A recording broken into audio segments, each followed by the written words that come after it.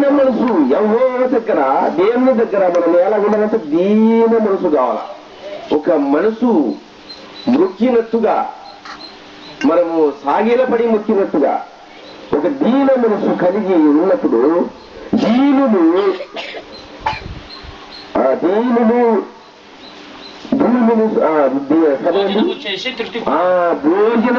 తృప్తి పొందరు. దీనులు భోజనం చేస్తారు. దయ కూర్చోయా, నీవు భోజనం పెడతాను దయ, వెళ్ళి ఆకలి కొన్నావా, లేకపోతే ఏంది అట్లా ఉన్నావు.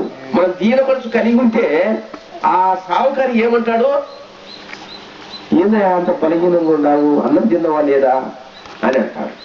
తిన్నాను సార్, నాకు తెలుసు నువ్వు ఎలాగున్నావు సంగతి నాకు తెలుసు, ఇంత యాలబడిపోతున్నావు, ఇంత స్వరము నీ స్వరమే చెప్తున్నది అని అంటారు కదా.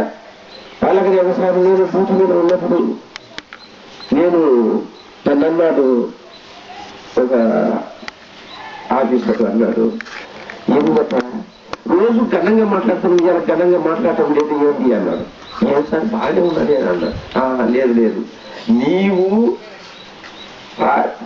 టిఫన్ కూడా చేయనట్టుకుంది కదా, నిజం చెప్పు. చేయలేదు, ఇంకో 10 రూపాయలు చేసిన పోయి టిఫిన్ చేసిన.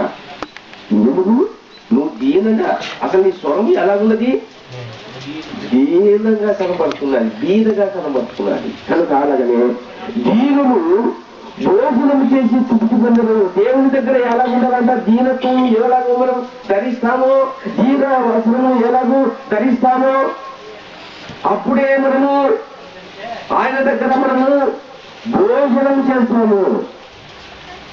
లేకపోతే మనం గట్టిగా ఉండి మనం ఎట్లనో తీగా ఉన్నట్లయితే ఈయనకి ఏం బాగా అసలు ఎట్లా మనం అడుగుతామా, ఈయన మనసు స్వరముకు అడుగుతామా, అడగలేదు. కనుక దీనులు భోజనము చేసి తృప్తి పొందెదరు.